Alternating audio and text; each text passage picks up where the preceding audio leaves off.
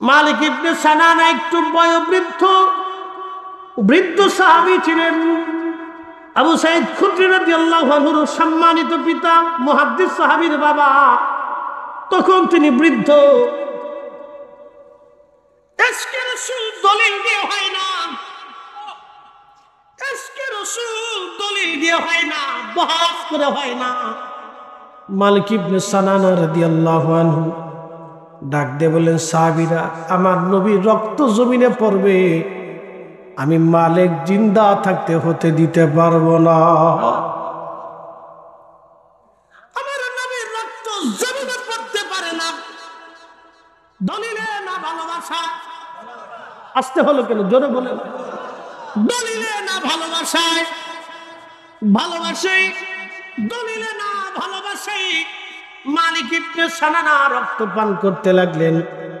আল্লাহর নবী ডাক দিয়ে বললেন, সাহাবীরা রে, তোমরা যদি কোনো জান্নাতি মানুষের চেহারা দেখতে চাও, আমার মালিক ইবনে সানানার চেহারার দিকে তাকাও, সে জান্নাতি। আমি নবীর রক্ত যার রক্তের সাথে মিশে যায়, সে কখনো জাহান্নামে যেতে পারে না। একবার জোরে বলা যাবে আল্লাহু আকবার। আমার দেশে যারা বুকে হাত বেঁধে নামাজ পড়ে, ওদের মৌলবীদের আকীদা হচ্ছে রাসূলুল্লাহর আব্বা আম্মা জাহান্নামী। কি বুঝলেন? যেই নবী মায়ের পেটের মধ্যে রইলেন, সেই পেট জাহান্নামে জ্বলবে। এটা কেমন কথা? হ্যাঁ, আপনি একটু চিন্তা করেন। রাসূল ঈমানের ঈমান দেওয়ার জন্য রাসূলুল্লাহকে জমিনে পাঠানো হয়েছে। তিনি উম্মতকে পবিত্র বানানোর জন্য আসছে। যিনি উম্মতকে পবিত্র বানানোর জন্য আসছে, তিনি পবিত্র।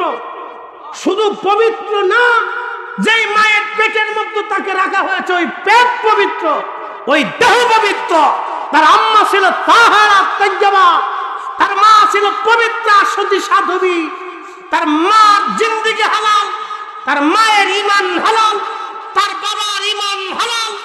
ওই রাসূলের আব্বা আম্মাকে যারা জাহান্নামী বলবে, আমি বলবো সব ইসরায়েলের দালাল, শয়তান কোথাকার। ঈমান চুরি করার জন্য আজকে সহিহ হাদিসের দোয়াই দিচ্ছে। আজকে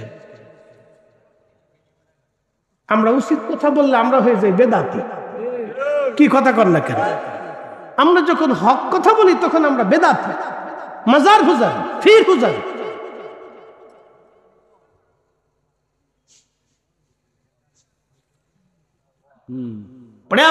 মুসলমান কোয়েল গাছাবাসী,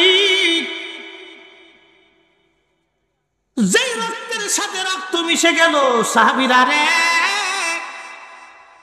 জান্নাতি কোন মানব যদি দেখতে চাও, আমার মালিকের চেহারার দিকে তাকাও, সে আল্লাহর জান্নাতি। আল্লাহ আল্লাহ, কি করে বুঝাবো আপনাকে? বলেন, মালিক ইবনে সানানা নবীজির রক্ত খেয়ে ফেললো, এটা কি দলিলে না ভালোবাসা? নবীর প্রেমিকেরা দিশেহারা, মরণের ভয় করে না, প্রেম তো মরে না, প্রেম তো মরে না। প্রেম করেছেন ওয়াসকুরুনি, মুখের দন্ত ভাঙলেন তিনিও। নবীর প্রেমী হযরত হামজালা ঘরে থাকতে পারে না, প্রেম তো মরে না। নবীর প্রেমিকেরা দিশেহারা, মরণের ভয় করে না, প্রেম তো মরে না। আল্লাহুম্মা সাল্লি আলা সাইয়্যিদিনা, আহা মাশাআল্লাহ, ওয়া আলা আলি সাইয়্যিদিনা।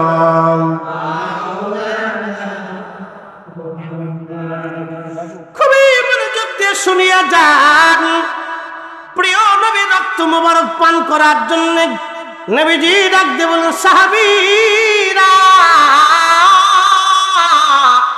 যাও, জান্নাতি কোনো ব্যক্তি যদি দেখতে চাও আমার মালিকের চেহারার দিকে তাকাও। আমি নবীর রক্ত যা রক্তের সাথে মিশে গেল সে জাহান্নামে যেতে পারে না, পারে না, পারে না। আরে রক্ত গেলেই জাহান্নামে যেতে পারে না, নবী দেখলেও জাহান্নামে যেতে পারে না। যে নবীকে দেখছে তার মধ্যে যদি ঈমান থাকে সে জান্নাতি, জান্নাতি, জান্নাতি। স্বপ্ন যদি কেউ দেখে তার মধ্যে যদি ঈমান থাকে সে জান্নাতি, জান্নাতি, জান্নাতি। একবার জোরে বলা যাবে কি মারহাবা? তুমি মোদের আশার আলো, তাই তো তোমায় বাসি বলো, বলেন তুমি মোদের আশার আলো, তাই তো তোমায় বাসি বলো।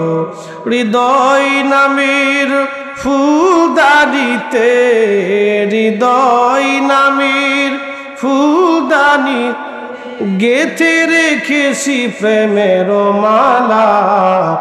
ইয়া রাসূলুল্লাহ, ইয়া হাবিবাল্লাহ, ইয়া রাসূলুল্লাহ, ইয়া হাবিবাল্লাহ, ইয়া রাসূলুল্লাহ। লা ইলাহা ইল্লাল্লাহ, জোরে লা ইলাহা ইল্লাল্লাহ, ও লা ইলাহা ইল্লাল্লাহ, ও লা ইলাহা ইল্লাল্লাহ। আসিয়া বলে আল্লাহ আল্লাহ, ফেরাউন দিছে কত জ্বালা। আল্লাহ বলেন ও জিবরাইল, আল্লাহ বলেন রাগিল খুলো হে জান্নাতের তালা। লা ইলাহা ইল্লাল্লাহ, জোরে লা ইলাহা ইল্লাল্লাহ, ও লা ইলাহা ইল্লাল্লাহ, ও লা ইলাহা ইল্লাল্লাহ, ও লা ইলাহা ইল্লাল্লাহ। হাসবি রব্বি জাল্লাল্লাহ, মা ফি কলবি গায়। আহা নূর মুহাম্মদ, বলি নূর মুহাম্মদ, করি লা ইলাহা ইল্লাল্লাহ, লা ইলাহা ইল্লাল্লাহ, লা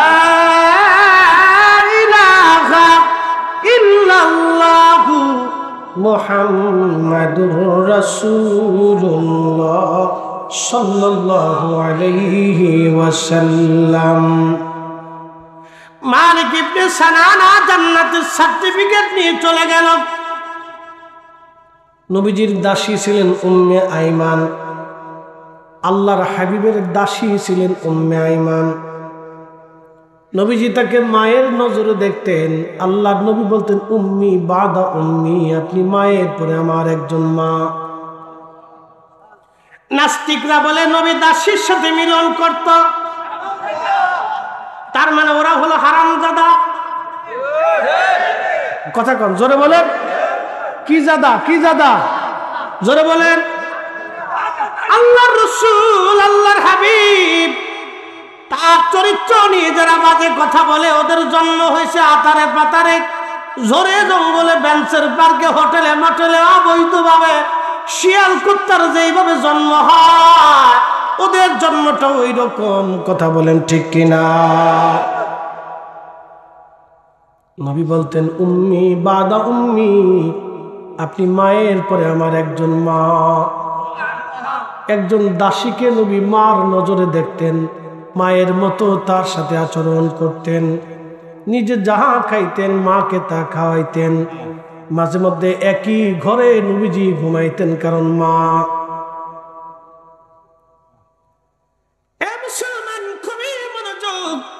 একদিন আল্লাহর নবী হুজরা মুবারকে ঘুমায়, ঘুমানোর আগে নবীজি বললেন, আম্মা গটির মধ্যে যেটা আছে আপনি ফেলে দিয়েন সকালবেলা। উম্মে আইমান ঘুমায়, গভীর রাত্রিবেলা তৃষ্ণা লেগে গেছে। আল্লাহর নবী ঘটির মধ্যে পেশাব করে রাখছিলেন, পেশাব। আল্লাহর হাবিব পেশাব করে রাখছে ঘটির মধ্যে। উম্মে আইমান গভীর রাত্রিবেলা তৃষ্ণা লাগছে, আস্তে করে নিয়ে পেশাব এই ঘটিখানা নিয়ে মুখের মধ্যে লাগাই উম্মে আইমান পোড়া পেশাব পান করে তৃষ্ণা মিটাই নিলেন। আচ্ছা, এখন প্রশ্ন করি, জবাব দেবেন। আপনারা যদি পেশাব করেন, এক এক করে পেশাব করলো মসজিদে, চৈত মাস, কি মাস? চৈত মাস মসজিদের বাথরুমে পেশাব চলে। খাদেম সাহেব মনে করেন ওই বাথরুম পরিষ্কার করল না, প্রচন্ড গরমে রোদের তাপে বাথরুম একবারে শুকায় গেছে। 10 জনের পেশাব, কি পরিমাণে গন্ধ চিন্তা করেন। ওখানে আর বসাই যায় না, অ্যাসিড কানেক্ট হয়, খুব মারাত্মক অ্যাসিড। এমন গন্ধ, অ্যাসিডের এমন তাপ যে আপনি ওখানে বসতে পারবেন, ওই গন্ধে আপনি অস্থির হয়ে যাবেন। আপনি ঘটির মধ্যে যদি সন্ধ্যা রাতে পেশাব করেন, যত রাত যায়, যত টাইম যায়, তত ওটা দুর্গন্ধ বাড়ে। কথা ঠিক কিনা? কিন্তু আল্লাহর নবীর পেশাব, উম্মে আইমান রাদিয়াল্লাহু আনহা পেশাব মোবারককে মুখে নিলেন, গন্ধ লাগলো না। আপনারা যদি পেশাব দেখবেন, মানুষের পেশাব লোনা, মানুষের রক্ত লোনা, মানুষের শরীর থেকে যেগুলি নির্গত বের হয় সবই লোনা লোনা। মানুষের শরীর আপনি চামড়া চেটে দেখবেন, এটা লোনা, লবণের মতো লোনা লোনা লোনা লোনা। ভাইজান আমার, উম্মে আইমান পেশাব মোবারক মুখে নিলেন। কথা ছিল লোনা লোনা লাগবে, কিন্তু লোনাও লাগে না, গন্ধ লাগলো না। উনি পেশাব মোবারক পানির মতো গিলে ফেলে দিলেন। তার মানে আমার পেশাব আর নবীর পেশাব এক পেশাব না, কিন্তু একই পানি আমরা পান করলাম, একই পানি। নবীজি যে কুয়ার পানি পান করতেন, সাহাবীরাও ওই কুয়ার পানি পান করত। কি কথা ঠিক কিনা? পানি এক, পেশাব ভিন্ন, দেহ এক, সুগ্রাম ভিন্ন। আমি 7 দিন গোসল না করলে শরীর থেকে পাটার গন্ধ আসবে। কি কথা ঠিক কিনা? শুনতে খারাপ শুনে, পাড়া কিন্তু কোনো গালি না, এটা একটা জন্তু। ওরে যত শ্যাম্পু সাবান যায় দেন, গন্ধ যায় না। আপনি যদি একটানা 7 দিন গোসল না করেন, পুরা শরীর থেকে দুর্গন্ধ ছড়াবে। কিন্তু আমার নবীজি গোসল না করলেও শরীর মোবারক থেকে মিশকের ঘেরান আসতো। আল্লাহু আকবার, আল্লাহু আকবার। কি করে বুঝাবো আপনাকে?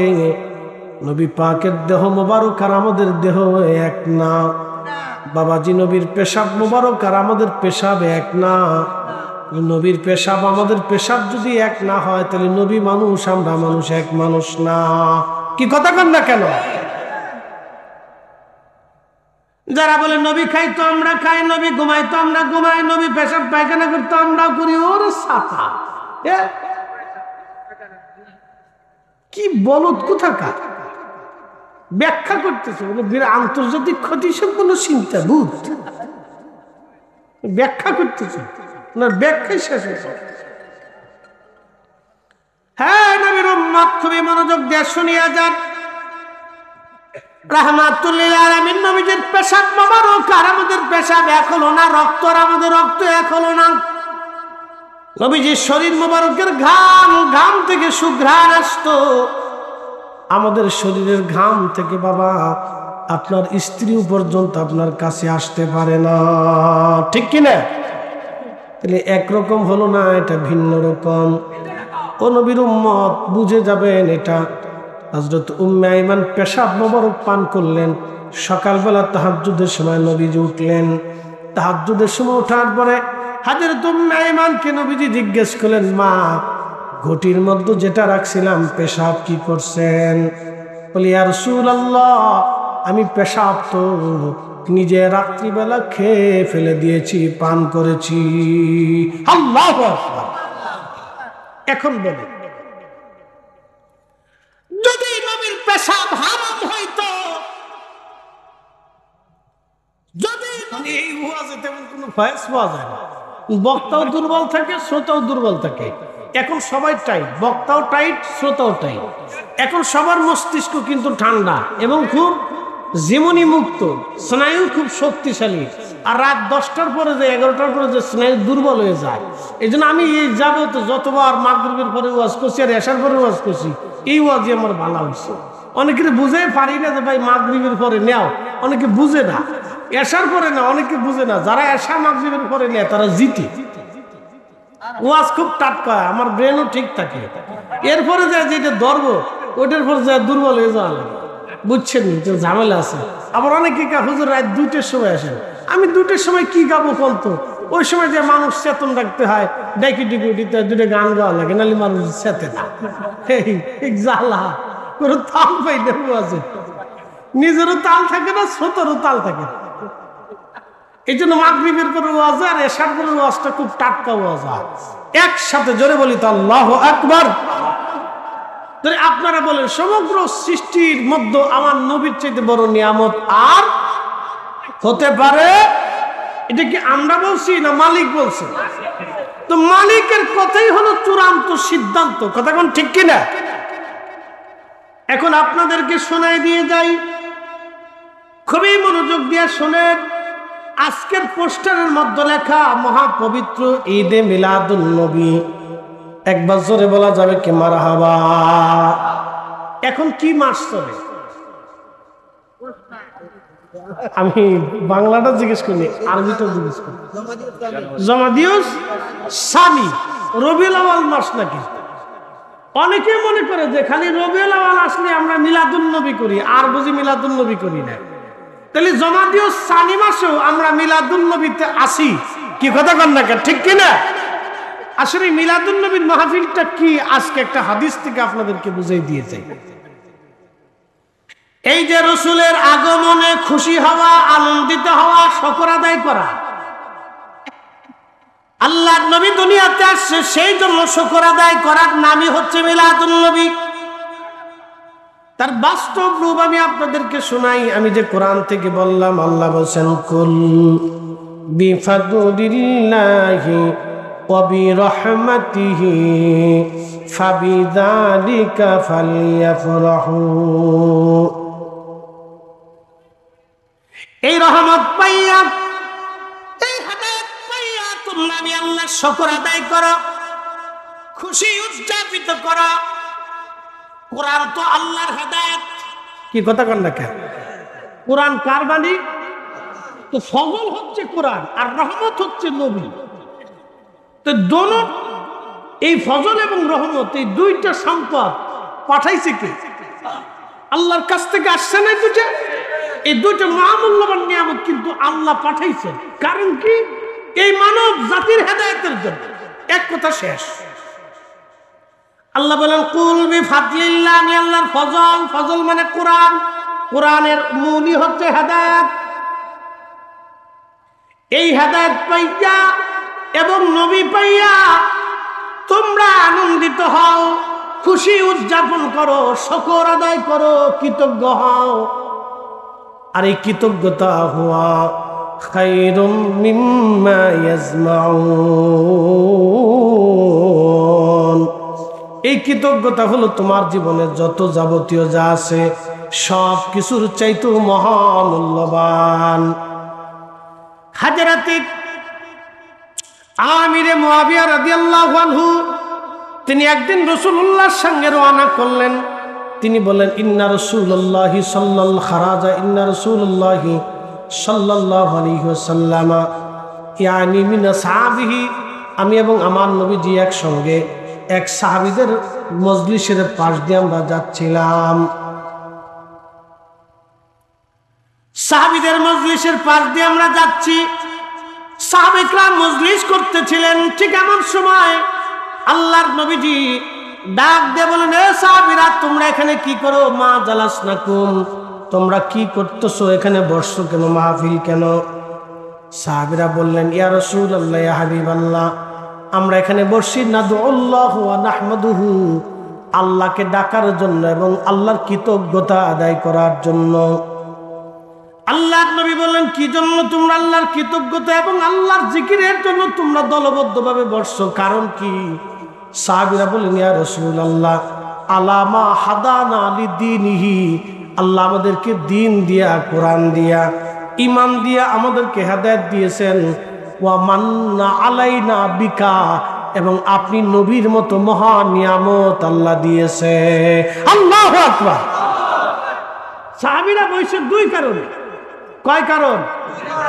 এক নাম্বার কারণ আলামা হাদানা লিদ্দীনিহি, দ্বীন পাইয়া। দ্বীন তো কোরআনের পাতা। কি কথা কন না কা? দ্বীন কোন পাতা? কোরআনের পাতা। দ্বীন কি হবে? ঈমান কি হবে? ইয়াকিন কি হবে? মানুষ কোনটা করবে কোনটা ছাড়বে কোরআনের পাতায় লেখা। কথা ঠিক কিনা? দ্বীন তো কোরআনের পাতায়। সাহাবীরা বলতেছে, ইয়া রাসূলুল্লাহ, আলামা হাদানা লিদ্দীনিহি, দ্বীন পাইয়া, হেদায়েত পাইয়া। ওয়া মান্না আলাইনা বিকা, আপনি নবীরে আমাদের মাঝে আল্লাহ নিয়ামত হিসেবে পাঠাইছে, ওই নিয়ামত পাইয়া। হইছে না? আরো জোরে। হাদিসের ভাষায় বলতেছি, সাহাবীরা কেন মাহফিল করত? দুই কারণে। আজকে মাস হচ্ছে রবিউল সানি, কিন্তু পোস্টারে লেখা মহাপবিত্র ঈদে মিলাদুন নবী উপলক্ষে অনেকে বলতে পারে রবিউল আউয়াল মাস না, তুমি এই রবিউল সানি মাসে মিলাদুন নবী কই পাইলা? তার মানে আশিকে রাসূলদের জন্য মিলাদুন নবী প্রত্যেক ক্ষণে, প্রত্যেক সময়ে, প্রত্যেক দিনে, প্রত্যেক মুহূর্তেই হয়। কথা কন না, ঠিক কিনা? নবীর আগমনে আমরা সবসময় আনন্দিত, উৎফুল্লিত। আমরা সবসময়, যে কোনো সময় রাসূলের আগমনে, নবীর মিলাদে খুশি হইয়া আমরা যে কোনো সময় সুন্নিরা মিলাদ মাহফিল দিতেই থাকি। একই কথা কন না কেন? আর ওরা আমরা খালি বেদাতি বলতেই থাকে। তোমারও সাতার বেদাতের ফতোয়ার গোষ্ঠী কিলাই। একই কথা কন না কেন?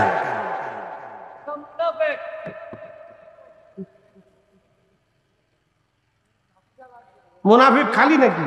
ও আন্তর্জাতিক খ্যাতি সম্পন্ন মুনাফিক। রসুল পাওয়ার পরেও যার ভালো লাগে না, সাহাবীরা মাহফিল করতেছে। সাহাবীরা কি করে? আল্লাহ নবী জিজ্ঞেস করলেন, কেন বইছো? বলে, হুজুর নাদুল্লাহ, আল্লাহকে ডাকতে বইছি। আজকে আমরা কারে ডাকতে বইছি? ওয়া নাহমাদুহু, আল্লাহর গুণকীর্তনে বইছি। আমরা কার গুণকীর্তন করতেছি? এই তো বুঝে গেছেন। মিলাদুন নবী ওটাই। সাহাবীরা যেটা করছে আমরা সেটাই করতেছি। কি কথা কন না কেন? ওইটাই। আল্লাহ রাসূল বললেন, ও সাহাবীরা, তোমরা কসম করে বলো তো, তোমরা কি এই কারণে বইছো না অন্য কোনো উদ্দেশ্য আছে? তোমরা কসম করো, তোমরা কি শুধু এই কারণে বইছো নাকি অন্য কোনো কারণ আছে? সাহাবীরা কসম করে বলতেছি, ইয়া রাসূলুল্লাহ, ওয়াল্লাহি, কারেন্ট এসেছে, ওয়াল্লাহি, আল্লাহর কসম করে বলি, আমরা শুধু এই কারণেই আজকের মাহফিল দিছি।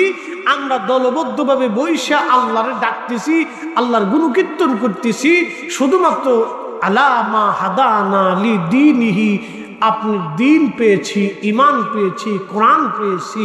ওই যে আল্লাহ বলেন, কুল বিফাদলিল্লাহ, ফজল পাইয়া, ওবি রহমতিহি, রহমত পাইয়া। রহমতুল নবী, আল্লাহর নবী সাহাবীরা বলতেছে, ওয়া মান্না আলাইনা বিকা, আপনি নবীর মতো মহা নিয়ামত আল্লাহ আমরারে দিছে। এই মহা নিয়ামত পাইয়া আমরা মাহফিলের শুকরানায় বসে গেছি, আমরা জিকিরে ফিকিরে আল্লাহর ইবাদতে বসে গেছি, মাহফিল সাজাইছি, হালকা সাজাইছি। ইয়ানি মি হালকাতি মিন আসহাবিহি, নবী সাহাবী বলতেছেন রাসূলের সাহাবীরা হালকা মাহফিল করতেছিল। হালকা মানে মাহফিল, বৈঠক, জলসা। এই মাহফিলে আমরা বসে গেছি। ইয়া রাসূলুল্লাহ, নবী বললেন তোমরা কি আর কোনো উদ্দেশ্য আছে? সাহাবীরা আল্লাহর কসম করে বলি আর কোনো উদ্দেশ্য নাই। ঠিক আমরাও সুন্নিরা আল্লাহর কসম করে বলি আমরা নবী পাইয়া, দিন পাইয়া, রাসূলের মিলাদের মাহফিলে আমরাও বসি। আমাদের চেয়ারম্যান মেম্বারি টাকা পয়সার উদ্দেশ্য থাকে না। কথা কন নাকি ঠিক কি না?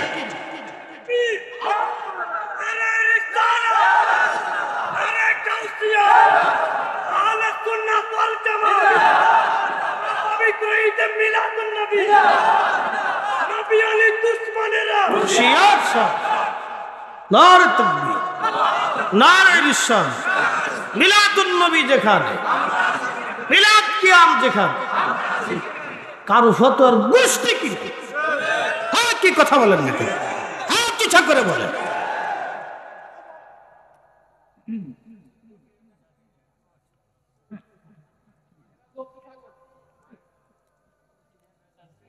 এরপরে আল্লাহ রাসূলের সাহাবীরা বলতেছে হুজুর আল্লাহর কসম করে বলি আর কোনো উদ্দেশ্য নাই।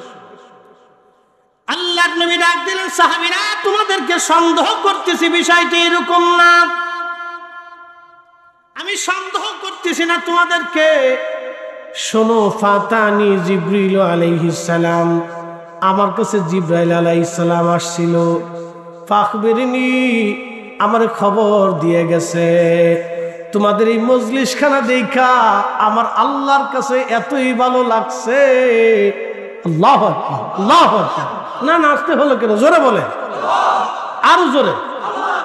নবী পাইয়া বলে মিলাদ মানে কি? রসুলের আগমনে, রসুল পাইয়া আমরা মাহফিল দিছি। কি কথা কন না কে? কি পাইয়া? জোরে কন না, কি পাইয়া? রসুল পাইয়া আমরা মাহফিল দিছি নবীর স্মরণে। ওই শুকরানা মাহফিল, কৃতজ্ঞতার জন্য আল্লাহরে ডাকতে বলছি। তো রসুল পাইয়া মান্না আলাইনা বিকা, সাহাবীরা বলতেছে আপনার মতো মহান নিয়ামত পাইয়া আমরা মাহফিল সাজাই দিচ্ছি হুজুর। আমরা বেহেশতের বাগানে বসছি, নাদুল্লাহ নাহমাদুহু, আল্লাহকে ডাকতেছি, আল্লাহর ফিকির করতেছি, আল্লাহর গুণকীর্তন করতেছি। আমরা সুন্নিরা মিলাদুন নবীর অর্থ হচ্ছে নবীর আগমনে রসুল পাইয়া আমরাও মাহফিল সাজাইয়া আল্লাহর গুণকীর্তন করি, আল্লাহরে ডাকি, আল্লাহর হাম করি। তোমরা চোখে যাটা বেদাত বেদাত মনে হয়, তোমরা এই ফতোয়ার গোষ্ঠী কিলাই, তোমার বেদাত নিয়ে তুমি শুয়ে থাকো।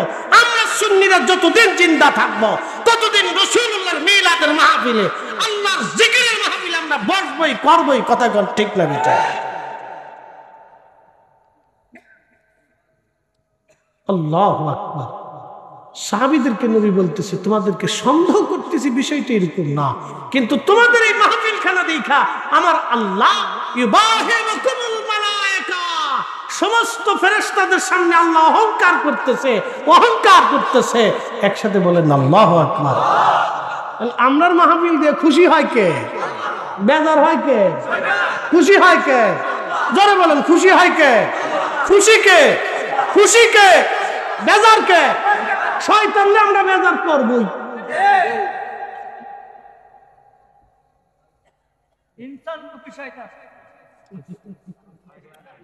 আল্লাহ আমাদের সঠিক বুঝ দিক সকলে বলে না আমিন। তাহলে মাহফিল কি চলবে না বন্ধ হবে? আল্লাহ কবুল করুক বলে না আমিন। তারা মুক্তাসারের ভিতরে আপনাদের সামনে কোরআন থেকে একবার সচ্চা সচ্চা কথা বলার চেষ্টা করছি। তাহলে আমরা কার জন্য? জোরে বলতে হবে, কার জন্য? আল্লাহর জন্য। তাহলে ইবাদত হবে কার? জিকির হবে কার? আল্লাহ। প্রিয় উপস্থিতি, এগুলি আমাদেরকে বুঝতে হবে। আল্লাহর অসংখ্য নিয়ামত দিয়ে আল্লাহ সৃষ্টিটাকে সাজিয়েছেন, কিন্তু আমার রসুলের চাইতে বড় নিয়ামত সৃষ্টির মধ্যে আর কিছু হতে পারে না, কখনই না। সেই নবী আমরা পেয়ে আমাদের জীবন অনেক বড় ধন্য। শুধু ধন্যই না, আমার আর আপনার মতো নাসিজ আর নাফরমানকে আল্লাহ ওই নবীর উম্মত বানাইছে। আহা, সমস্ত নবীরা যে নবীর উম্মত হওয়ার জন্য বাসনা করত, আল্লাহ বিনা বাসনায়, বিনা চাওয়া, বিনা দরখাস্তে এই নবীর উম্মত আল্লাহ বানাইছে। কত বড় দয়া আল্লাহ করেছেন, 1000 বছর যদি সিজদার মধ্যে পড়ে কৃতজ্ঞতা আদায় করি, কিয়ামত পর্যন্ত হায়াত দেওয়ার পরেও যদি আল্লাহর জিকিরে ফিকিরে কাটাইয়ে দিয়া আল্লাহর শুকর আদায় করি, বাপ এই শুকরিয়া তো শেষ হবেই না। কি কথা বলেন, ঠিক কি না? তো অসম্ভব শেষ করা। তারপরেও আমরা কিছুটা করে হক আদায় করার চেষ্টা করি। কি কথা, ঠিক কি না? আমরা হক আদায় করার চেষ্টা করি, এটাই। আর আপনারা বেদাত বলে বন্ধ করবার চেষ্টা তো করতে থাকেন, আর আমরা করতে থাকি। কি কথা, ঠিক কি না? আপনারা বন্ধ করার চেষ্টা করতে থাকেন, আর আমরা চালাইতে থাকি। আল্লাহ কবুল করুক সকলে বলে না। শোনেন, ঘটনা হচ্ছে কি, এই ইশকে রাসূলটা কিন্তু দলিল দিয়ে হয় না, বা প্রেমের ব্যাপার। কথা তো সত্য। গাসলুল মালায়েকা হযরত হানজালা, তিনি স্ত্রী ঘরে রেখে গোসল ফরজ এটা বাদ দিয়ে উহুদে চলে গেছিলেন। দলিলে না ভালোবাসা? হ্যাঁ, না আসতে হবে না, জোরে বলেন, দলিলে না ভালোবাসা? ভালোবাসা। মালিক ইবনে সানানা তিনি রক্তপান করতেছেন। উহুদের ময়দানে নবীজির মাথা মোবারকের ভিতরে হেলমেটের কড়া ঢুকে গেছে। লোহার যে হেলমেটটা ছিল এর ভিতরে যে কড়া থাকে, এই কাফেররা মাথার উপর আঘাত করছে, ওই আঘাতে হেলমেট ঢুকে কড়াটা ভিতরে ঢুকে গেছে, ভেঙে গেছে। হেলমেটের ভিতরে যে কড়াটা এই হাড়ের মধ্যে ঢুকে গেছে। তো কেউ টেনে বের করতে পারে না। হুজুরের খুব কষ্ট হচ্ছিল, আর বেয়ে বেয়ে রক্ত পড়তেছে। এক সাহাবী চিন্তা করলো, এই কড়াটাকে যদি বের করতে হয় এক টানে বের করা লাগবে। কামড় দিয়ে ধরে একটা জোরে টান মারলেন, কড়া তো বের হলো, কিন্তু সাহাবীর দাঁত ভেঙে পড়ে গেল। সাহাবী মনে কিছুই করলেন না, আমার দাঁত চলে যায়, যাক আমার নবীর যাতে কষ্ট না হয়। আল্লাহু আকবার। মালিক ইবনে সানানা জিহ্বা লাগাই দিলেন, রক্তগুলি পড়তেছে। যদি কাপড় দেন তাহলে নবীজির কষ্ট হবে, যদি সালার চট দিয়ে মুছতে যান নবীর কষ্ট হবে, ঘা ব্যথা পা লাগবে।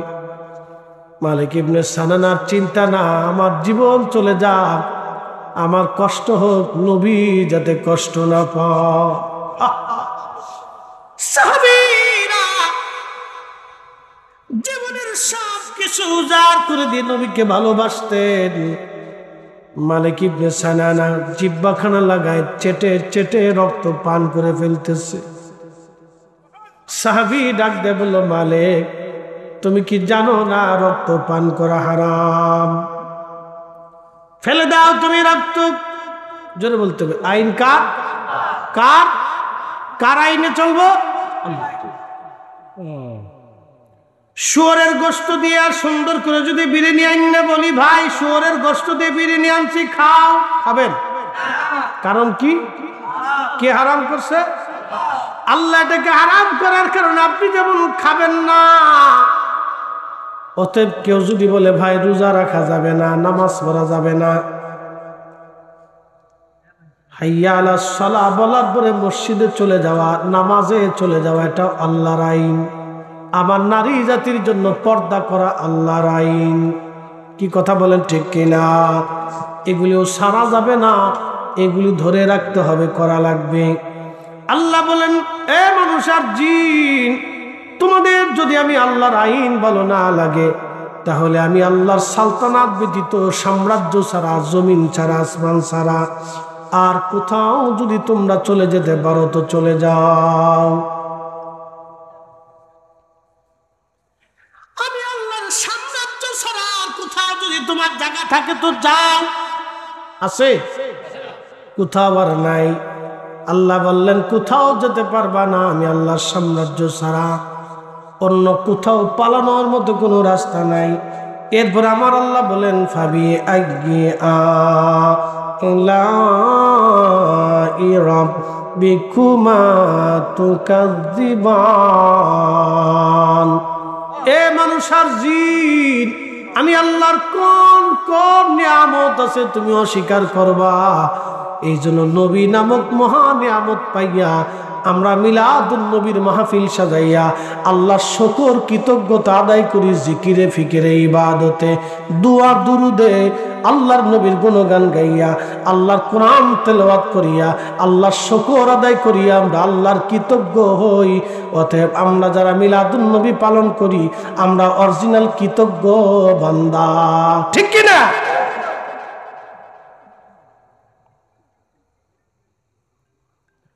আমরা আল্লাহর কৃতজ্ঞ। অতএব এই কৃতজ্ঞতা দান সৎকার করিয়াও যদি কৃতজ্ঞতা আদায় করতে চান তাও পারেন, করবেন। আমাকে মূল হলো কৃতজ্ঞ হতে হবে, কৃতজ্ঞতা আদায় করতে হবে, আল্লাহ শুকর আদায় করতে হবে। আচ্ছা, আপনাদেরকে একটা কথা বলি, সন্তান পিতামাতার প্রতি কৃতজ্ঞ হবে না? আনিশকুরলি, কোরআন বলতেছে আমি আল্লাহর প্রতি কৃতজ্ঞ হও, ওয়ালি ওয়ালিদাই, আমি আল্লাহর পরে তোমার পিতামাতার প্রতি তুমি কৃতজ্ঞ হও। এখন সন্তান যে বাবা মার প্রতি কৃতজ্ঞ হবে কি দিয়ে? খেদমত করে না, বাবা মার সেবা করে। অসুস্থ হলে ডাক্তার দেখাইতে হবে, বাবা মার সেবা করতে হবে, ভালো খাবার দিতে হবে, সুন্দর আচরণ করতে হবে, মধুর আচরণ। সন্তানকে বাবা মা ছোট্টকালে যেইভাবে লালন পালন করে মধুর আচরণ দিয়ে, আদর দিয়ে, চুমা দিয়ে, সোহাগ দিয়ে ভালোবেসে সন্তানকে খুশি রাখে। রব্বির হামহুমা কামা রাব্বায়ানি সগীরা। ছোট্ট বাচ্চাকে, সন্তানকে বাবা কোলে ভিতরে নিয়ে দুলায় দুলায় চুমাই চুমাই ঘুরে দেয়, আদর করে খুশি রাখে, হাসাইতে চায়, আনন্দিত রাখতে চায়। তার ক্ষুধা, তার কষ্ট, বাবা মার ক্ষুধা কষ্টের চাইতে অনেক গুণ বেশি ব্যথার কারণ হয়ে যায়। আল্লাহ বলছেন, বান্দারে তুমি তোমার বাবা মার জন্য ওইভাবে দোয়া করো যেইভাবে তোমাকে ছোট্টকালে তোমার বাবা মা লালন পালন করছিল। তুমিও বলো, হে রব, আমার আব্বা আম্মাকে জান্নাতে তুমি ওইভাবেই লালন পালন করো। আল্লাহ, আল্লাহর কথার কত সূক্ষ্মতা, কত দৃঢ়তা, কত বিচক্ষণতা আপনি মানে বুঝতে চাইলে আপনার আকুল এসে যে ছোট্টকালে শিশুকালে মা আমাকে যেভাবে দোলায় দোলায় আনন্দ দিয়ে কোলে নিয়ে বুকে নিয়ে নিরাপদে রেখে মা আমাকে পালন করছে। আল্লাহ, তুমি ওইভাবে জান্নাতে আমার আব্বা আম্মারে লালন পালন করো। আল্লাহু আকবার। চিন্তা করতে পারছি? তাহলে সন্তানের দায়িত্ব কি? পিতা মাতাকে ওইভাবেই লালন পালন করা যেভাবে সন্তানকে বাবা মা লালন পালন করছে। আপনারা যদি মনে করেন যে দুই বেলা খাবার খাওয়াই আর দুইটা ডাক্তার ওষুধ টষুধ দেখে হক আদায় করে ফেলছি, বিষয়টা এরকম না। বিষয়টা এরকম না। আপনাকে ওইভাবেই লালন পালন করতে হবে যেইভাবে আপনাকে সে লালন পালন করছে। তাহলে হয়তো কিছুটা হক আদায় হবে, আশা করা যায়। না হলে বাদ বাকি তারা ক্ষমা না করলে আর ক্ষমার রাস্তা, মাফের কোন রাস্তা। তো মোহতারাম উপস্থিতি, কোরআন হাদিস থেকে আমাদের বুঝে যাওয়াটা দরকার। আমরা একদিন অবশ্যই দুনিয়া থেকে কবরে চলে যাব। পৃথিবীতে থাকার আর কোনো সুযোগ নাই। এখানে আমরা কেউ থাকবো না, সবাই চলে যাব। ইন্না লিল্লাহ, আমরা কার জন্য? আল্লাহর জন্য। ওয়া ইন্না ইলাইহি রাজিউন, আমরা আল্লাহর কাছে আবার ফিরে চলব। আমাদের আর কোনো থাকার সুযোগ, আল্লাহর কাছে আবার আমাদেরকে ফিরে যেতে হবে। যেহেতু যেতেই হবে, সেহেতু আমাকে আপনাকে কিছু নিতে হবে। কি নিবেন? দুনিয়ার বাজারে আসছেন, যদি সদাই করে বাড়িতে না যান, আপনার স্ত্রী, আপনার সন্তানরা আপনার সাথে রাগ করবে, বেজার হয়ে আপনার স্ত্রী ঝগড়া বাঁধাবে। দুনিয়ার বাজারে আসছেন, সদাই করে গেলেন না।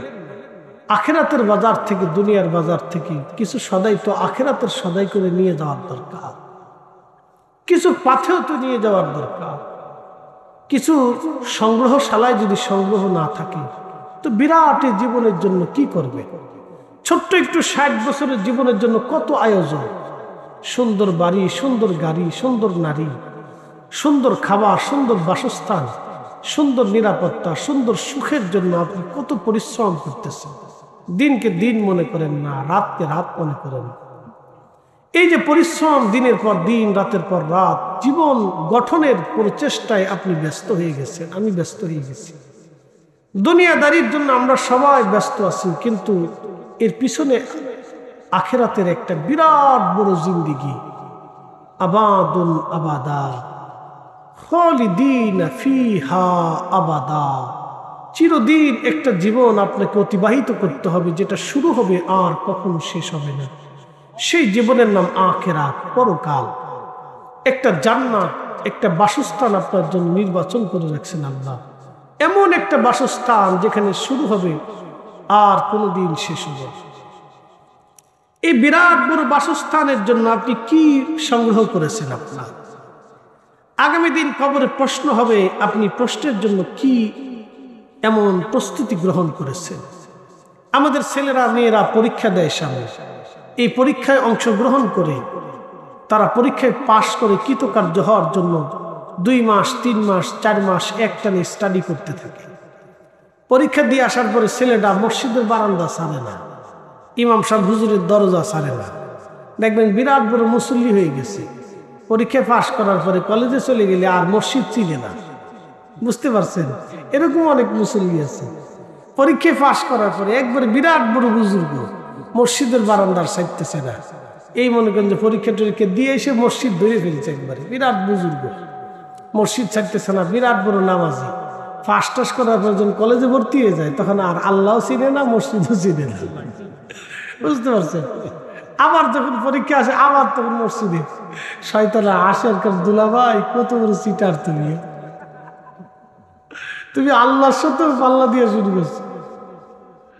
তো আল্লাহ সবই জানে, তারপরে আল্লাহ অনেক বড় দয়াশীল, বান্দারে দয়া করে। কি কথা কন, ঠিক কিনা? আল্লাহ জানে যে পরীক্ষা টরীক্ষা পাস করার পরে আর মসজিদে, তারপরেও আল্লাহ তার জন্য নির্বাচন করে রাখে, তার দোয়া কবুল করে, আল্লাহ তারে মাফ করে। আপনার অনেক বড় দয়াশীল আল্লাহ, অনেক বড় মেহেরবান আল্লাহ, অনেক বড় দয়ার সাগর আমার আল্লাহ, দয়া করে আল্লাহ। তোমার তারা উপস্থিতি, এই যে আমরা পরীক্ষায় পাশের জন্য একটা ছেলের চেষ্টার কোনো ত্রুটি নেই, কিন্তু আমি আপনি জানি আগামীকাল আমার কবর হইতে পারে। কবরে 3টা প্রশ্ন হবে,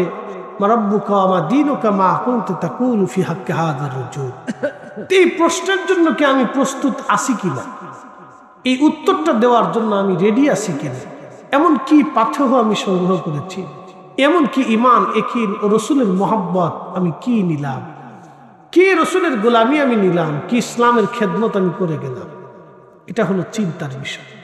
এই ফিকির, এই চিন্তা যদি কারো অন্তরে আসে, তাহলে আশা করি মার রব্বুকা, তোমার রবকে রব্বি আল্লাহ, তাহলে আল্লাহর সমস্ত হুকুম আমাদের মেনে চলতে হবে। কথা বলেন ঠিক কিনা? ওমা দীনুকা, তোমার দিন কি বলবেন? আল ইসলাম, তাহলে ইসলামের যাবতীয় আইন কানুন আমার জীবনে পালন করতে। মা কুনতা তাকুলু ফি হাক্কি হাদার রাজুল, এই লোকটাকে ওই দিন কবরে আমার নবীকে দেখানো হবে। আল্লাহু আকবার, আমার রসুলকে দেখায় বলা হবে, তুমি এই লোক সম্পর্কে তোমার আকীদা কি, বিশ্বাস কি ছিল, তুমি বলো, তুমি কি জানতে, তুমি কি বলতে। দুনিয়াতে রসুল প্রেমে যারা পাগল হয়ে যায়, দুনিয়াতে রসুলের মহব্বতে যার জিন্দিগি চলে যায়, নবীর অনুসরণে যার জীবন কেটে যায়, সে রসুল করিমকে দেখার সাথেই আল্লাহ তাকে চিনাই দিবে এবং সে সাথে সাথে জবাব ও উত্তর দিয়ে দিবে। সে নবী দেখা তার অন্তর উৎফুল্ল হবে, আনন্দিত হবে। কথা বলেন ঠিক কিনা? আনন্দিত হবে। তো এই জন্য এই 3টা প্রশ্নের জন্য আপনাকে প্রস্তুতি নিতে হবে। কবরের এই প্রশ্নের জন্য, এক্সামিনেশন সেন্টারের জন্য আপনাকে প্রস্তুতি নিতে হবে। আল্লাহ প্রত্যেকের প্রস্তুতি গ্রহণ করার তৌফিক দিক। সকলে বলেন আমিন। একটু জবান খুলে একটু জিকির আমরা করব। আন্না রাফাস সাউত লিযিকরিহি নায়ানসরিফুন নাসু মিনাল মাকতুবা। নবীর জমানাতে ফরজ নামাজের পরে সাহাবীরা জোরে জোরে জিকির করত। আলা আহাদিন নবী সাল্লাল্লাহু আলাইহি ওয়াসাল্লাম, রাওয়াহুল বুখারী। অতএব আমরাও জোরে জোরে উচ্চ আওয়াজে জবান খুলে ইসমে জাতের জিকির